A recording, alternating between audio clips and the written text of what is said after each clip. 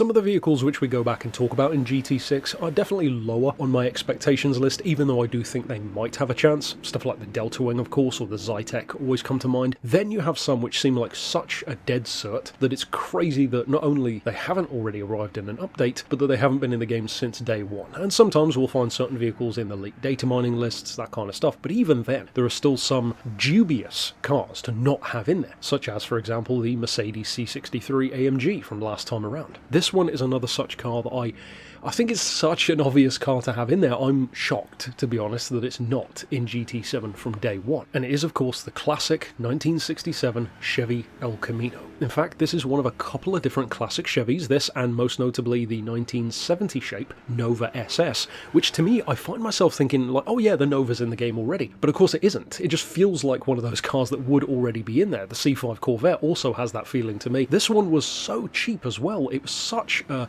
weapon, really, when you modified it in the game. It had some really cool visual upgrades. You could put a cover on the back end. I can't remember what the other ones were, but I seem to recall it had more than just that. And it was only 30 grand to buy. Of course, you had a 6.5 litre V8. It wasn't even anywhere near as heavy as you would think it would be, being, of course, technically a truck. Not really, though, and that's part of the reason why it was so much lighter. It's basically a muscle car or a pony car kind of shape, but with most of the back end chopped out of it. So the fact that it weighs in GT6, for example, under 1,500 kilos, which is quite literally on par with some hatchbacks these days, is pretty bonkers with that kind of power and torque. 325 horses standard, 409 foot-pounds of torque, and many of you, I'm sure, will have great memories of using these. Most of the time when I used to see these in lobbies, it would be cruise lobbies, drift lobbies, and just stuff for the fun of it, you know, for the sake of it. I wouldn't say this was quite as OP for, say, 450 to 500 points as the Nova was. That was a beast of a car. The El Camino not quite so much, and to be honest, the reason why the El Camino wasn't quite as used for me is the exact same reason why one of the most, unfortunately, disappointing car driving experiences I ever had in real life, in particular in Beards and Cars, was finally getting the chance to drive the Dodge Ram SRT10. I had the exact same problem with that as a vehicle like this can easily fall into in the game. Except in the case of this one, it wasn't anywhere near as bad as the real Dodge Ram was, and that is nothing over the back end. When you've got that much engine, that much torque, and that much performance, all biased toward the front, with all of the power going to the back, and with no weight to ground the back end, you end up having a vehicle which can be very floaty. The Ram definitely felt that way, and one simple change, just being four-wheel drive instead of rear-wheel drive, I believe would have made all the difference. But that's the way they made it, and there were no all-wheel drive SRT10s. This doesn't quite have that same level of problem because, of course, centre of gravity is lower, it's not as powerful, no way near as heavy, basically a ton, literally lighter than a Ram, but that kind of lean can still happen with a vehicle like this. In a similar way to how something like an Aussie Ute, for example, could easily fall into that trap. I don't get the impression those really suffer from that. They seem pretty good as far as muscle cars turned into pickups go.